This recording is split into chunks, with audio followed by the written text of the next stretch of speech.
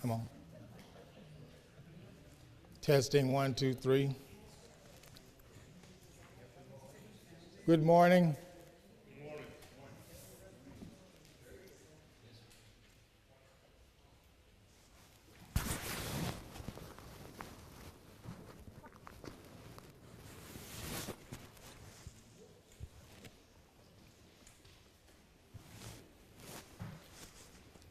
Morning. How you doing?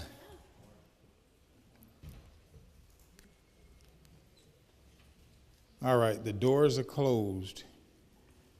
It's time to get started. Before we get started, I want to ask David if he would to lead us in a prayer. Let's bow together. Father, we express our complete and total devotion and love to you this morning. We're so grateful for all the blessings that you give us. Thank you for a good night's rest and for the blessing of this wonderful first day of the week. We're grateful for Steve, the wonderful job he does in teaching us, and pray that this morning you would help each one of us to open our hearts and learn from your word, be encouraged by it, to walk closer with you because of it. We're thankful for Jesus and what he did for us on Calvary. It's in his name that we pray. Amen. Amen. Good morning again. It's good to see everybody here doing as well as you are. Was it last week? I think last week or week before last, Todd asked me a question on a timeline. So I think I'm going to start out with that today, kind of give us an idea of where we are. We got to remember Isaiah's talking in prophecy here. This book was written around 700 BC. The things that he's talking about aren't going to happen for another 200 years. The people that he's talking about, namely Nebuchadnezzar, is not even born yet. So we had to remember this is a prophetic situation here, prophetic context. And the thing about it so amazing is that Isaiah tells it in such detail. He tells it as if it has already happened. Everything that he says comes to pass. So, we got to remember in that context, because when we get later on, chapters 37, 38, 39, these things are going to happen around 586 BC when he conquers Jerusalem. So the things that Isaiah is talking about, he's mentioning people that aren't born yet, and when they happen, he'll be gone. So in that context, we're reading chapter 13 today and get as far as we can. So, Isaiah 13. The burden of Babylon, or the prophecy against Babylon, which Isaiah the son of Amoz did see. Lift ye up a banner upon the high mountain, the voice unto them, exalt the voice unto them, shake the hand, that they may go into the gates of the nobles. I have commanded my sanctified ones. I have also called my mighty ones for mine anger, even them that rejoice in my highness. The noise of multitude in the mountains, like as of a great people, a tumultuous noise of the kingdoms of nations gathered together. The Lord of hosts mustereth the host of the battle. They come from afar. They come from a far country, from the end of heaven. Even the Lord and the weapons of his indignation destroy the whole land. This is talking about it's talking about Babylon. Remember in Daniel when Nebuchadnezzar had his dream that had to be interpreted. He called Daniel. Daniel interpreted the dream for him. And in that dream was a statue. And on top of that statue, it was made of various metals, and on the top was gold, which represented Babylon. Babylon was a city that started in meager, means it was a vassal city, meaning it was dependent on another country, which is Syria in this instance. They grew and grew and grew, and under Nebuchadnezzar, they had a very potent kingdom. Nebuchadnezzar was a very imperialistic king. He wanted everything around him, and he gained everything around him. Other kings would resign their throne and hand it over to Nebuchadnezzar because of his strength. They would not dare resist his advances. That's how powerful he was. Nebuchadnezzar then became to rely on these things, his kingdom, his riches, his authority, and he became oppressive. He mistreated his subject. He mistreated his everyone that he conquered, he mistreated them. He became prideful. We'll see later on he became prideful, and that's why he will be destroyed. You got to remember now, God used Babylon to bring punishment upon Judah. And in that instance, we say, well, God uses someone and then he destroys them. Last couple of weeks ago, I mentioned the gap theory. I don't want to get into that. The only gap I'm concerned about, Scott's laughing. He's the one I talked to. He sat me on my heels with that. But anyway, the only gap I'm concerned about is what God asked for and what God gets from us. God employed the army of Babylon and told them exactly what he wanted them to do. Go in and plunder the land, but don't touch anybody. Nebuchadnezzar took this as a license to go in to further his kingdom. He wanted to take everything that they had and bring it under his control. If that included killing, he did it. Even babies, not children, but babies, he destroyed. And we'll see how that is going to come back to haunt him. So the first couple of verses are talking about the impending destruction of Babylon. Remember, this is 700 when this is written. Nebuchadnezzar conquered Jerusalem in 536. So this is nearly 200 years before these events were to take place. Let's continue in verse 6. He says he's going to he commanded in verse 3, he commanded his sanctified ones. That was Cyrus. In Isaiah 45:1, it says that Cyrus is the anointed one of God, and God is going to take him by the right hand. And the right hand is usually denoting strength. So though Cyrus was strong in his own right, in his own authority, God joined with him. He was, the word people use is inexorable. He was unstoppable with God at his side. Okay, verse 6. Howl ye, for the day of the Lord is at hand. That is an impactful statement. The day of the Lord is at hand. The day of judgment. This is not a surprise. So if someone said the day of the Lord is at hand, in modern day vernacular, we would say judgment day. It's not a surprise to us that that day is coming. If someone said the day is here, we've been told time and time again in Thessalonians, various places in the Old and New Testament, that the judgment day is coming. The second coming of Christ is going to happen. So it's no surprise to us. Here, howl ye. He's talking about Babylon, the golden city, a world-class city. Everybody looked up to them. Everybody envied them. Everybody was afraid of them. But in the day of the Lord, he says, howl ye. That very visual of the most powerful city in the world is totally taken aback. Nobody is supposed to be superior to them. Nobody is supposed to be overtake them. Imagine the surprise. They were just talking about Pearl Harbor back there. I think it was Leslie. Those planes came from thousands of miles away. They came in and they bombed and injured American soldiers, Marine soldiers. They injured America's character. They injured American psyche, just like our modern day event of 9/11. We just didn't fathom that. It just was not supposed to happen.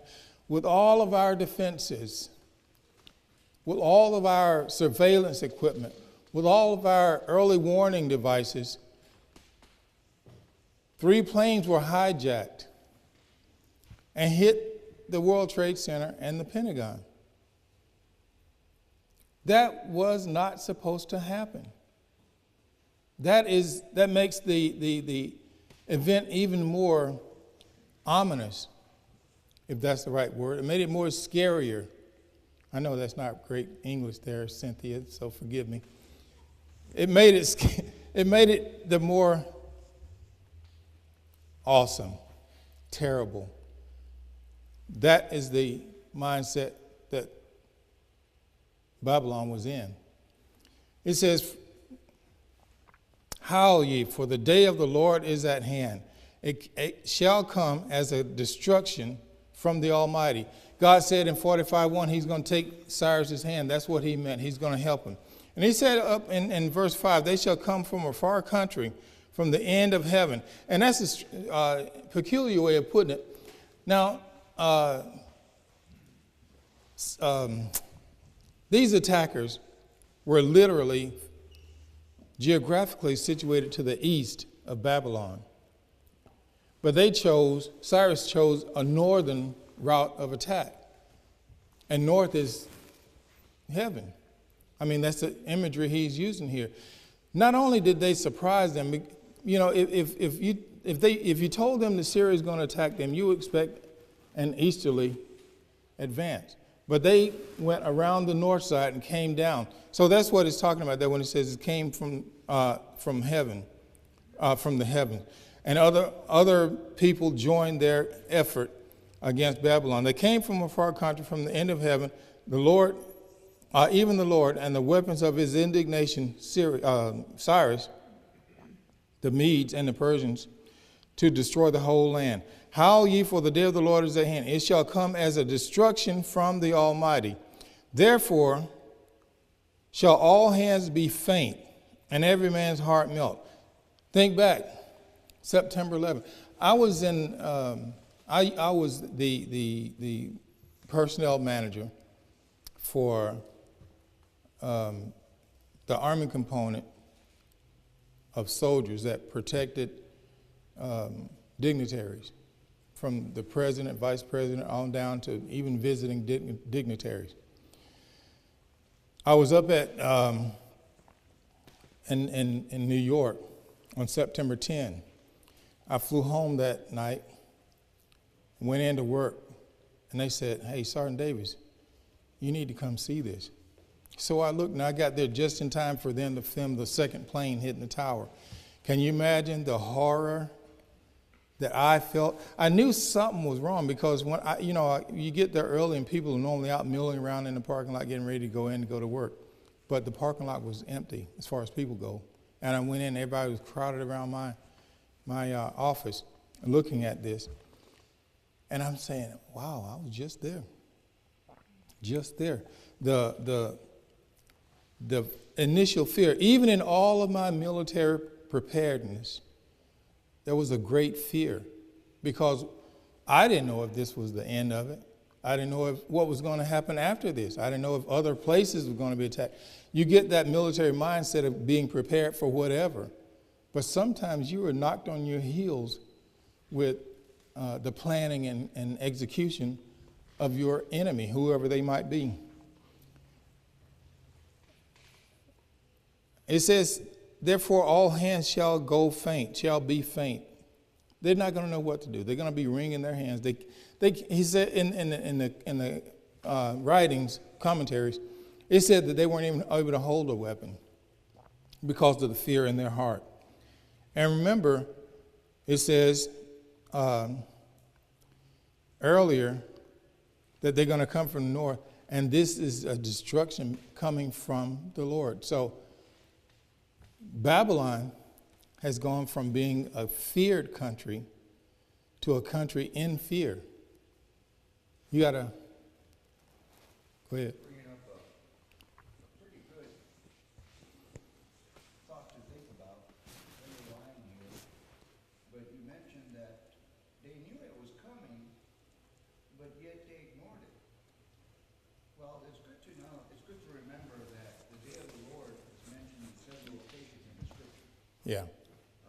Judgment Yeah. is mentioned several places in the scripture, but the final judgment is different Mm-hmm.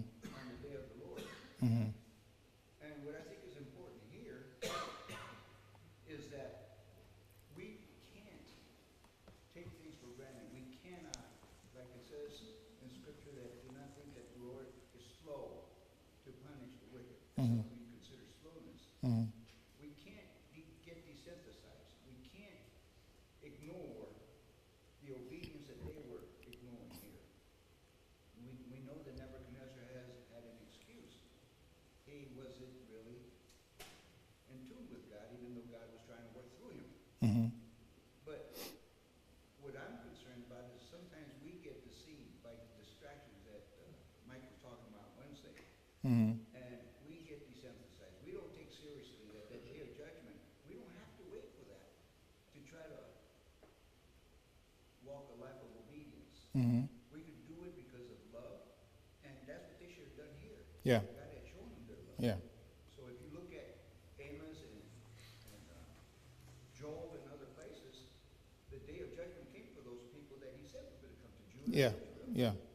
So we don't have to take it, just because nobody knows when the final judgment is, we should not be deceived and take it for granted. Yeah.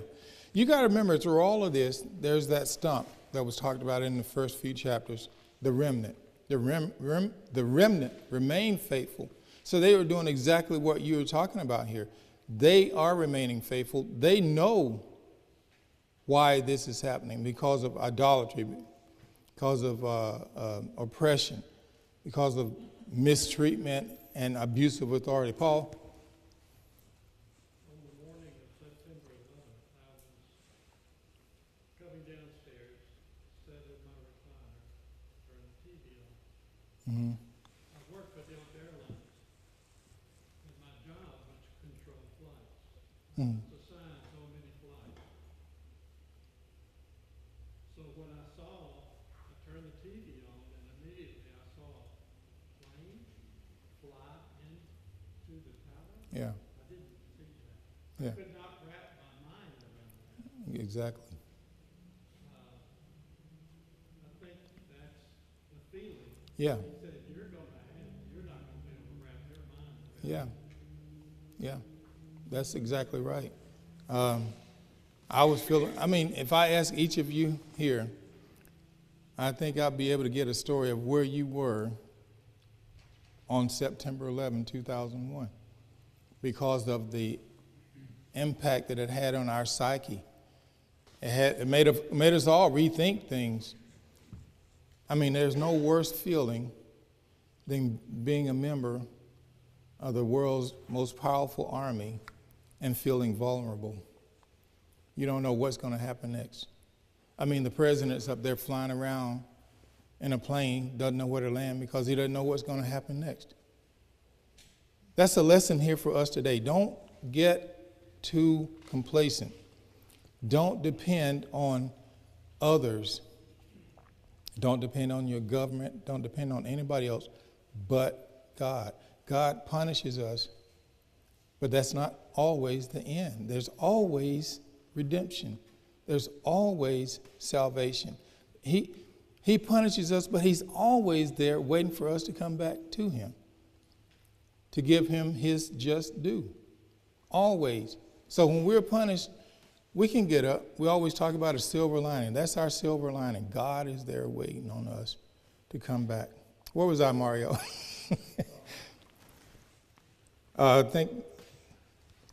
We'll start at verse 9. Every man's heart shall melt. I was in verse 7. That's exactly what we're describing now. That strength, that feeling of invincibility is totally gone now. You're feeling totally vulnerable. And they shall be afraid. Pangs, or the sharp pains of sorrow, shall take hold of them. They shall be in pain as a woman travaileth. They shall be amazed at one another. Their faces shall be as flames. Now, I've never had a kid. My wife says now that I've gained weight, I look about 3 months pregnant. And I come back with, I may not have a six-pack stomach, but I have the bag you're bringing home.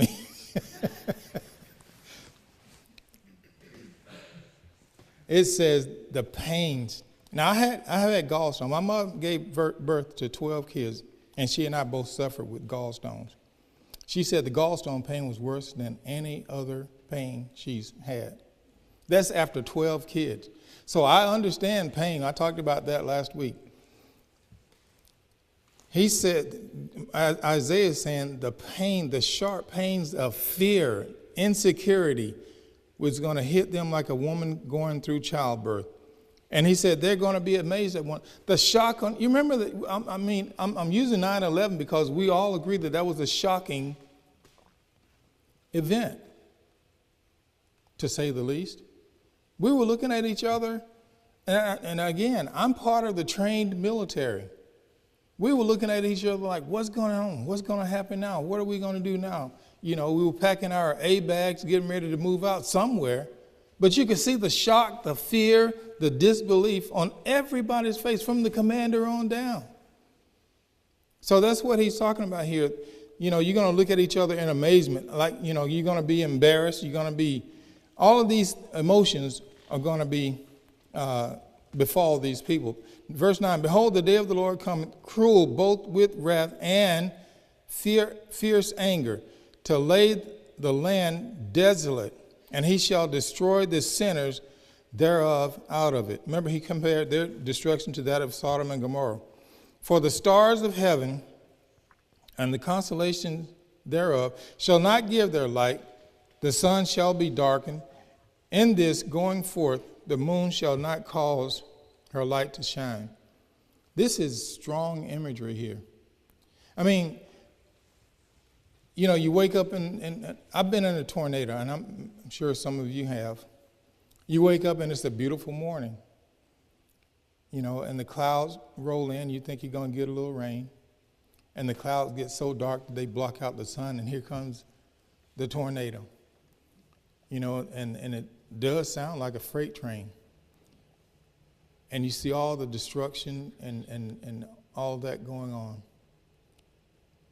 And, you know, figuratively and literally, we look up, always look up at the sky.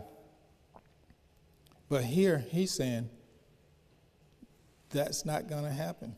He said that the stars are going to fail to give the lights. Even the sun rising in its brilliance is going to be blocked out by the noise of war. Mario.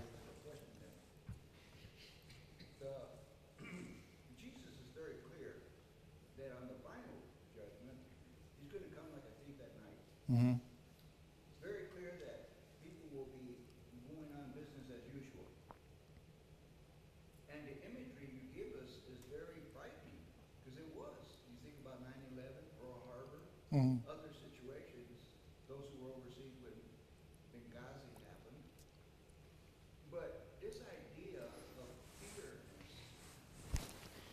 this idea of it being horrible, like it was going to be there. Yeah. He doesn't want us to be threatened.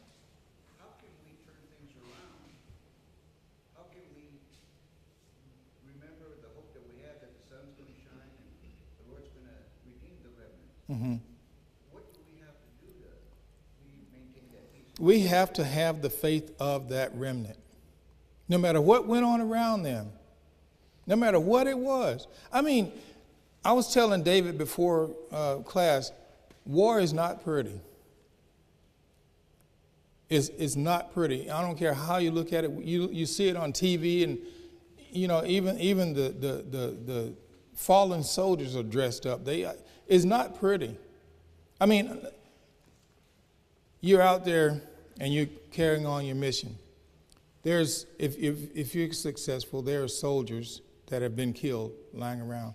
Some of them are lying in your roadway. Some of them are lying in your path, wherever it is. You're not going to stop and pick them up. And they're not going to make you alter your course. You get my drift? It's not a pretty sight. But in the middle of all of that, that remnant kept faith. Because all of this is happening because of their disobedience, because of their rebellion. But that remnant in the middle of that is staying faithful. They are staying faithful. That's what we do. We stay faithful. God is our strength. Mike was talking about Wednesday, Psalm 46. He is our strength, our very present help in a time of need. And you can define time of need as in fear, as in destruction. And any way you want to name anything that causes you fear, spiritually or physically, God is your refuge. And the remnant realize that. They realize that. That's what we do. If God is in our heart, if our heart is filled with God, then there's no room for anything else. If God is for us, who can be against us? I mean, Cyrus went in with all his glory because God held his hand. You know, even if you went into battle knowing that you're going to win, it's still not pretty. It's still not easy. You know, you have a mission to accomplish, and God does not send people in unprepared. I mean, I remember when I first joined the Army, and I was at Freed-Hardeman, and I told y'all I grew up a sharecropper. And in 1980 to 84, the semester was $3,800. In 1984, my dad made $25 a week. So I'm walking across campus, and a recruiter was there, and he said, "Hey, what are you going to do now?" I said, "I don't know." He said, "If you join the Army and give us 3 years, we'll pay back all your college loans." So what do I sign? A day before I was in the Army, I didn't even know I was going to be in the Army. I was afraid of it, honestly. But when life situation hands you a way out, you take it. And I said that to say this. I woke up the next morning at 3 o'clock, and something I've stayed up till 3, but I've never woken up at 3. And they said, "Get up." And they used colorful language. So I'm out there in street shoes, in formation, about to run 2 or 3 miles. I said, they do this in the Army. But my point is this: the Army prepares you for every mission you're going to undertake. Every mission. And God does no less. He gives them everything they need to accomplish His end, His mission. Now, the gap that I'm talking about here is the reason that Babylon is punished. God told them to go in and do these things, but He used it to His own good. We have to give God exactly what He asked for. We have to give Him exactly what He asked for. It's not like a guy on the street begging, asking for $1, and I give him a 20. That's great for him. But God knows exactly what He wants because He sees eternally. What He's asking you to do is something that is advancing His plan. If we think we're going to embellish it or make it greater than it is, we're altering God's intent. Not altering God's plan, we're altering God's intent. So when Babylon was used as an instrument of God to punish Judah, they went in with their own ambition, with their own mission, with their own intent. And they are being punished just for that. So how much are we to be concerned with that? God asked us, to worship Him in a certain way. And before I use music, there's all kinds of things now, female elders and all those kind of things, trying to catch up with the times. That's not what God asked for. That is not what He asked for. We need to give Him we can barely give Him what He asked for. We can barely give Him what He asked for. So that's our mission in staying close to Him and doing what we're supposed to do, doing exactly what He asked for, because if not, the pattern here is that we are going to be punished for it. We're going to be punished for it. Behold, the day of the Lord cometh, cruel both with wrath and fierce anger, to lay the land desolate, and He shall destroy the sinners thereof out of it. For the stars of heaven and constellations thereof shall not give their light, the sun shall not be darkened in his going forth, and the moon shall not cause her light to shine. This is like if you're driving from here to California, you're relying on your GPS. If somebody shoots down those 18 satellites that control our GPS, we're lost. And that's the imagery is given here. Ships use stars to navigate. If the stars fail to give their light, then what are they going to do? They're roaming around aimlessly or trying to navigate by sight. But when you're out in the middle of, 700 million miles of water, there's no sight. I remember being in the desert. There was one tree that everybody used for direction. One tree. And I was in personnel, but I ran the logistic resupply mission, mail and meals and all that kind of stuff. And I remember being in the desert in Kuwait. And they said, listen, you only got one turn. You take this road. When you get to that tree, you take a right, and it'll take you to Doha. How can you miss it? How can you miss it? I found a way. I found a way. And you really realize the dangers you're in. You're at the mercy of the locals and all that when you're staying off those protected routes. God has given us his instruction. Take the protective route that he's given us. Don't speed. Don't go too slow. Don't veer right. Don't veer left. That's the mindset that we should have. And you can do that. Some people say, the church I grew up in, it would take them an hour and a half to sing Sweet Hour of Prayer. They just had their way of doing things. And they weren't always right. But they said, well, it embellishes the song. It embellishes the spirit. It embellishes the worship. It makes the worship a better experience. That's the same argument people are using to bring music in, to bring bands in, to bring praise teams in, all those kind of things. God did not ask for that. They did not have the authority to do it. They've referenced the Old Testament. Any example you see of music in the Old Testament, they sought the authority before they employed it. They sought the authority before they employed it. We don't have that. We don't have a precedent, nor do we have an authority to do it. Let that sink in for a minute. Give God what he wants. Even the things that guide you, that you use for your guidance, are going to fail you. I will punish the world for their evil and the wicked for their iniquity, and I will cause the arrogancy of the proud to cease, and will lay low the haughtiness or the pride of the terrible or the tyrants. I will punish the world. This is an example to the world, not just Babylon. Pride, arrogance, all those things have no place in a Christian's life. So if you engage in the type of things that are being punished here, you will be punished too. That's plain and simple. I can go into all the, the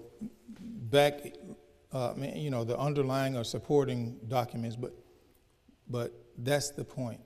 If you engage in the same things that all these kings did, and there's a undercurrent saying that this is not directly related to or talking about Nebuchadnezzar. Even if it's not, you can set any other king in his stead, and it'd be the same thing because they were all the same. Nebuchadnezzar later on in life was humbled. He's going from this golden existence to having his mind stricken. Some people say it was boanthropy. The people that suffer with that thinking they are an animal. But he was out in the plains grazing with animals. It said hair had become matted like bird's feather, matted, uncut fingernails like claws. Imagine that fall. This is a man, it's 11:05, so let me do this. I'm just going to wing it. This is a man who said that I am going to ascend to the heavens. With all of his properties amassed, he thought he was invincible, so much so that he was going to replace God. That is pride. The guy that you created, you're saying you're going to be, the guy that created you You're saying that you're going to surpass him. That's pride bordering on stupidity. You know, earlier in the earlier chapter it says, you know, it gives the imagery of you know, someone chopping wood with an axe. Is the axe going to be greater than the one that's wielding it? No. No, it's not. But Nebuchadnezzar said that I'm going to be a constellation. I'm going to be, you know, he said he's going to be a saint after he dies. But God had different plans for him. The higher you think you are, the further you're going to fall. It even goes so far as to say that hell is going to rejoice in your arrival. He said that they're going to make a court. He said they're going to be down in hell waiting for him to get there. And they're going to say, is this the man that is supposed to be greater than God himself? Is this the man that said that he was a constellation? Is this the man that oppressed so many? Is this the man that so many people feared? You're down here with the rest of us. You're down here with the common man. You know, they said, here, take a seat next to me now. Nebuchadnezzar, take a seat next to me because you're no better than me now. I don't fear you. So to answer your question, to get over fear, go to hell. No, just kidding. go down to hell with the rest of them. That's the way the writer portrays it. And that brings to mind the story in Luke of the rich man and Lazarus. They could talk to each other. And I'm not the only reason I'm bringing this up is because people ask me this question. Well, how are people talking? Somehow, some way. We're talking about God here. So God can fix it. And he doesn't have to tell me what he did. But this imagery here is the same that's used in Luke because they're talking. He says there's a gulf fixed between you and them. And I think he says there's a gulf fixed between me, Lazarus, and the beggar. That they can't go from place to place.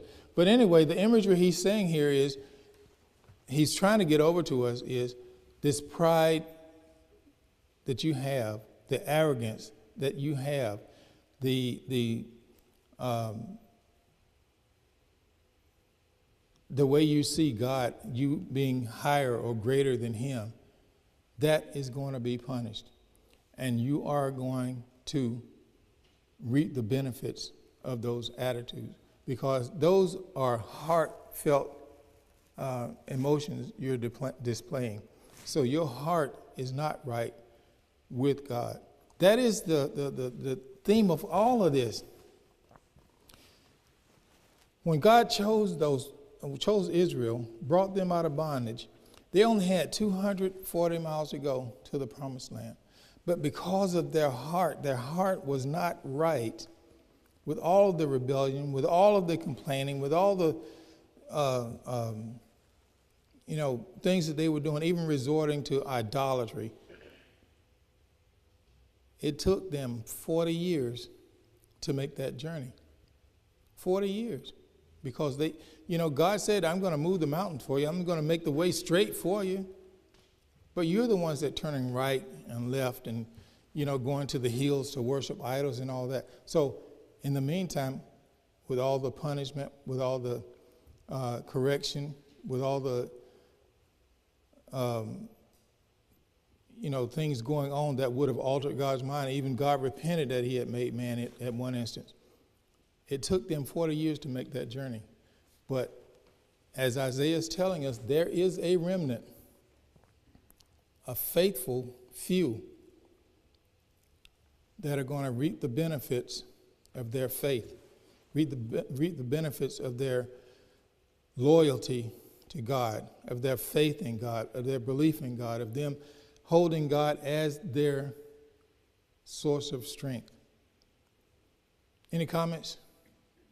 Jim. So King Nebuchadnezzar pretty much single-handedly brought down Babylon.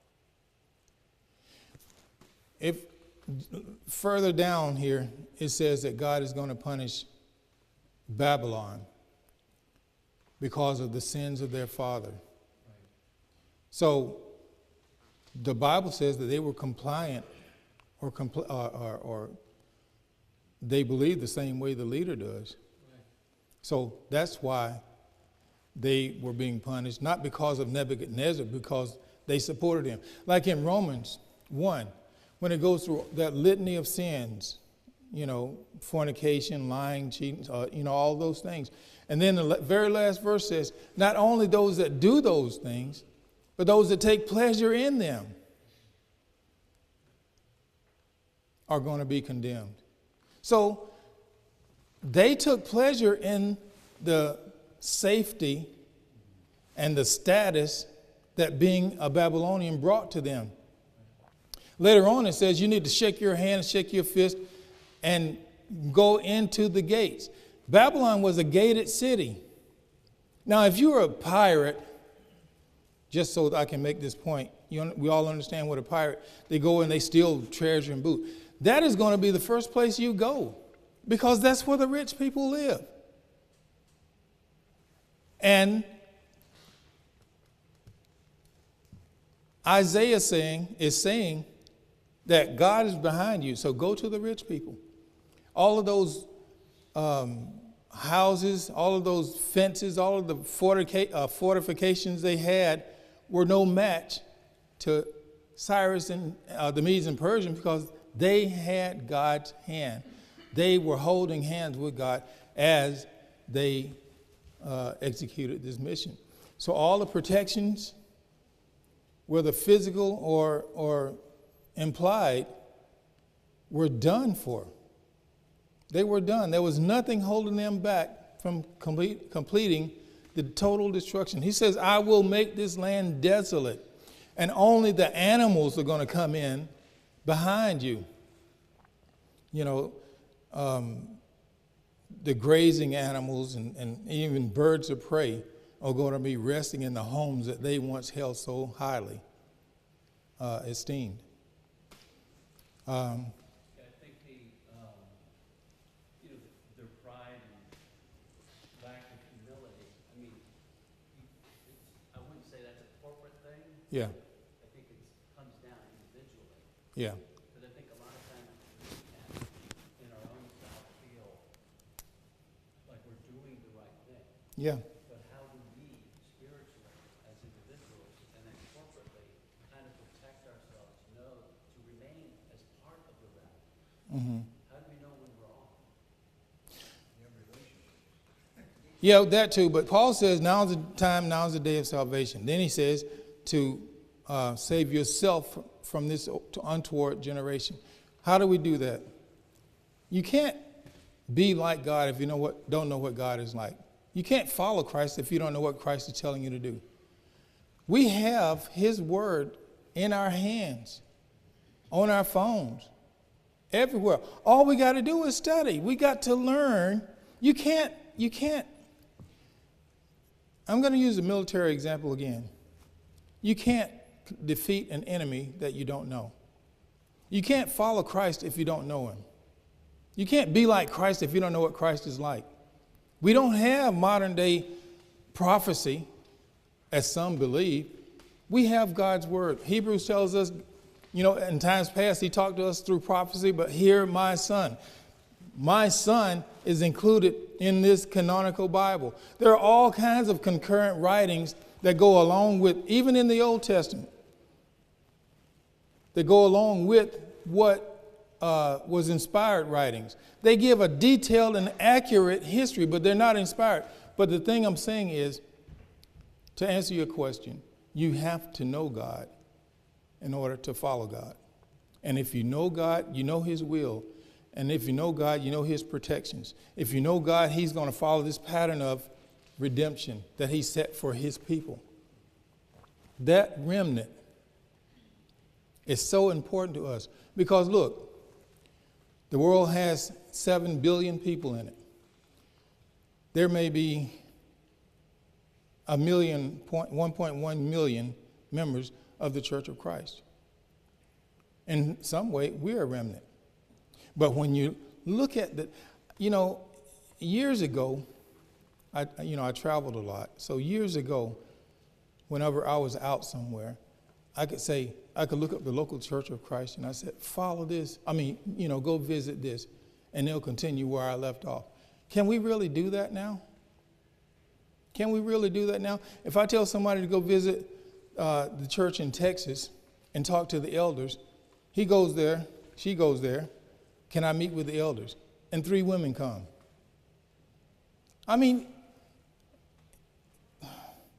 Even within the remnant, there's a remnant. There are people trying to do exactly what God wants us to do, but that's not enough to attend to the senses. By that I mean it's not enough to keep us awake during worship. It's not enough to keep us excited. We got to do something that excites us, something that appeals to the senses, when God is that something for us. Time again. Oh, he gave. But in all of this, let's recap here. This is written in 700 BC. He's talking about events that are going to take place in 586 BC. So it's 200 years that he's talking about, and he's describing accurately what's going to happen. God used Nebuchadnezzar to punish Israel, to discipline Israel. They went in knowing the mission that God had given them, but they used it to accomplish their own means, to make his kingdom bigger, make his kingdom, larger in the mind of people. Look what I did. You did it with the help of God. Look what I did. God didn't like that. So God is going to punish Babylon, not only because of Nebuchadnezzar, because there was nobody that stood with him, against him.